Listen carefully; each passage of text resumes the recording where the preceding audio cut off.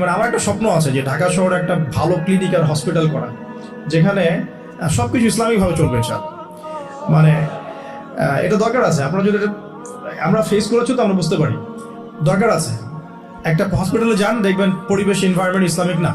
আপনার স্ত্রী অ্যানাস্থেসিয়া করছে, একজন পুরুষ ডক্টর সিজার করবে, অ্যানাস্থেসিয়ার প্রয়োজন আছে, একটা পুরুষ ডক্টর এসে অ্যানাস্থেসিয়া পুশ করছে, তখন তো পর্দা যাচ্ছে গা, পর্দা চলে গেল। দেখা গেল যে একসময় আপনার স্ত্রী কনসিভ করলো বা সে গর্ভবতী হয়েছে, এখন আপনার উপর রেসপন্সিবিলিটি বেড়েছে। যতদিন সে সন্তানটাকে ধারণ করে রাখবে, এই সময়টুকুর মধ্যে তাকে কোনো প্রকার হারাম কাজে লিপ্ত করতে দেয়া যাবে না। আমাদের সমাজে দেখা যায় সন্তান যারা জন্ম দিচ্ছেন মায়েরা, এই 9 মাস তারা হিন্দি মুভিজ দেখেন, সিরিয়াল দেখেন, তারপরে অহেতুক গীবত করেন, গল্পগুজব করেন, অহেতুক সময় নষ্ট করেন। এখন তো স্মার্টফোনের যুগ, সারাদিন ফেসবুকিং, ইউটিউবিং, টিকটক, ইনস্টাগ্রাম নিয়ে পড়ে থাকেন। এই প্রতিটা কাজ গর্ভের সন্তানের উপর প্রভাব ফেলে। প্রত্যেকটা কাজ গর্ভের সন্তানের উপর প্রভাব ফেলে। ইভেন মায়ের যদি মন খারাপ থাকে, বাচ্চা ভিতরে কষ্ট পায়। মা যদি প্রফুল্ল থাকে, হাসি খুশি থাকে, বাচ্চা কিন্তু ভিতরে ভালো থাকে। মেডিকেল সায়েন্স পড়েন, আমরা প্যারেন্টিংস নামে একটা বই সাজেস্ট করছি, ওই বইটা পড়ে দেখেন, ডিটেলস সব লেখা আছে। তো মায়ের এখানে সময় কাটানোটা খুব ইম্পর্টেন্ট। কিভাবে আমরা সময় কাটাচ্ছি গর্ভবতী অবস্থায়, এই 9 মাস মায়েদের উচিত বেশি বেশি কোরআন তেলাওয়াত করা, আল্লাহর জিকির আজগার করা, নামাজ না ছাড়া, হ্যাঁ ভালো কিছু দেখা, ভালো কিছু শোনা, যত রকম হারাম এবং কবিরা গুনাহ আছে এগুলো থেকে দূরে থাকার চেষ্টা করা। এরপর ইনশাআল্লাহ সন্তান ভালো হবে। আল্লাহ পাক দোয়া করি সন্তান যেন সুস্থ স্বাবলম্বী হয়। পাশাপাশি মেডিকেল চেকআপসগুলো নিয়মিত করাবেন, কারণ এটা খুব ইম্পর্টেন্ট ফ্যাক্ট। অনেক সময় দেখা যায় যে আমরা মানে পর্দার যেহেতু একটা বিধান আছে, তো পর্দার বিধান পালন করতে গিয়ে আমরা দেখা যায় আলট্রা করাবো না, আমরা এই ডক্টরের কাছে নিব না, হ্যাঁ আমরা নর্মাল করাবো, বাসায় করাবো, হসপিটালে নিব না, কিছু ওভার এগ্রেসিভ থিঙ্কিংস চলে আসে।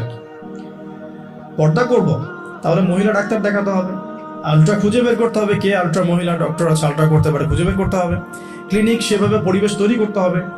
এই জন্য আমি বলি, মানে আমার একটা স্বপ্ন আছে যে ঢাকা শহরে একটা ভালো ক্লিনিক আর হসপিটাল করা, যেখানে সবকিছু ইসলামিকভাবে চলবে ইনশাআল্লাহ। মানে এটা দরকার আছে। আপনারা যদি আমরা ফেস করেছি তো আমরা বুঝতে পারি দরকার আছে। একটা হসপিটালে যান, দেখবেন পরিবেশ এনভায়রনমেন্ট ইসলামিক না। আপনার স্ত্রী অ্যানাস্থেসিয়া করছে, একজন পুরুষ ডক্টর সিজার করবে, অ্যানাস্থেসিয়ার প্রয়োজন আছে, একটা পুরুষ ডক্টর এসে অ্যানাস্থেসিয়া পুশ করছে, তখন তো পর্দা যাচ্ছে গা, পর্দা চলে গেল।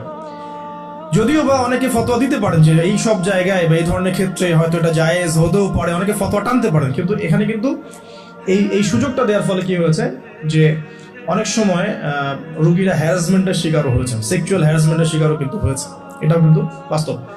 তো এই জন্য ইসলামিক এনভায়রনমেন্টের দরকার আছে। খুঁজে বের করতে হবে যে ইসলামিক ডক্টর কে আছেন, যিনি শরীয়ত বোঝেন, মহিলা ডক্টর কারা আছেন, অ্যানাস্থেসিয়া মহিলা কারা আছে, বা আলট্রা করতে পারে মহিলা কারা আছে, খুঁজে বের করে মেডিকেল চেক আপ নিয়মিত করতে হবে।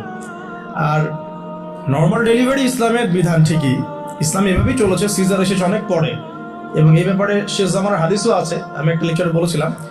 তবে কিছু কিছু ক্ষেত্রে সিজারের প্রয়োজন হতে পারে, ডক্টররা ভালো বুঝতে পারবেন।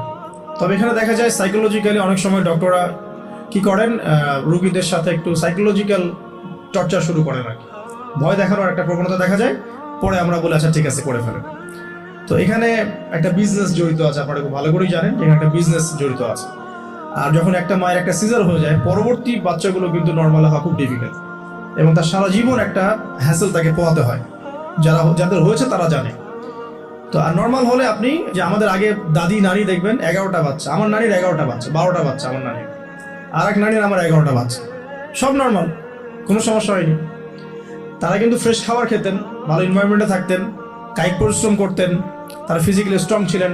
এখনকার মেয়েরা এমন না, ফিজিক্যাল স্ট্রাকচার দুর্বল, কায়িক পরিশ্রম কম, ফুড হ্যাবিট ভালো না, ঠিক আছে, ফুড হ্যাবিটটা টোটালি অনইসলামিক, ঘুমের ঠিক নাই, খাওয়ার ঠিক নাই, হ্যাঁ এক্সারসাইজ নাই, অনেক কিছুই নাই। দেখবেন তারা ফিজিক্যালি উইক, মেন্টালি উইক, তখন দেখা সিজারের প্রয়োজন হয়, নর্মাল ডেলিভারি করতে পারে না। এই জায়গায় ডিফার করবে আমাদের ক্ষেত্রে। আমরা চেষ্টা করব যে আমাদের মানে পরিবারকে ভালো খাবার খাওয়াতে, ভালো রুটিনে চলতে, এবং ভালো মেডিকেল চেক আপ করাতে, যাতে করে নর্মালি হয়। দেখবেন বাইরের বিশ্বের কান্ট্রিগুলোর মধ্যে কিন্তু খুবই কম সিজার হয়, খুব কম। কানাডা দেখেন, আমেরিকা দেখেন, ব্রিটেনে দেখেন, জার্মানিতে দেখেন, ফ্রান্সে দেখেন, খুবই কম সিজার হয়। যদি জটিলতা খুব বেশি দেখা যায় তখন তারা সিজার করতে চায়, এর আগে কিন্তু করতে চায় না। তাদের প্রযুক্তি অনেক ভালো, অনেক প্রযুক্তি আছে। আমরা কেন এই জায়গায় মানে এভাবে একটা জুলুমের শিকার হচ্ছে। এটা আমাদের ভাবা উচিত। এবং আমার মনে হয় যে ইসলামিক এনভায়রনমেন্টের এই যে আপনার মেডিকেল সেক্টরগুলো গড়ে তোলা উচিত। এখানে যাদের সামর্থ্য আছে তাদের এইসব প্রজেক্টে হাত দেওয়া যেতে পারে। আল্লাহ পাক আমাদেরকে তৌফিক দেখ ঘোরা। তো এরপর যখন সন্তান হয়ে যাবে, প্রথম কাজই দেখবে সন্তান হওয়ার পরেই তাকে নিয়ে হই হুল্লাহ শুরু হয়। হ্যাঁ, টানা হেঁচড়া, এটা ওইটা, কি বলবো, অপারেশন থিয়েটারে অহেতুক কথাবার্তাগুলো হয়। এই কথাগুলো সন্তানের কানে প্রবেশ করে। অথচ সুন্নাহ হচ্ছে সন্তান হয়ে গেলে তাকে নিয়ে আল্লাহর কাছে দোয়া করা। দোয়া করার পর তার কানে আল্লাহু আকবার, আল্লাহু আকবার, আশহাদু আল্লা ইলাহা ইল্লাল্লাহ, আমরা যে আযান দিই আশহাদু আন্না মুহাম্মাদুর রাসূলুল্লাহ, এটা কানের মধ্যে শোনানো। এটা একটা সুন্নাহ, গুরুত্বপূর্ণ সুন্নাহ। তারপর তাকে তাহনিক করা উচিত। তাহনিক তো আমরা উঠেই গেছে সমাজ থেকে। তাহনিক আবার কি জিনিস? ডক্টররা তাহনিক শুনলে আটকে উঠবে।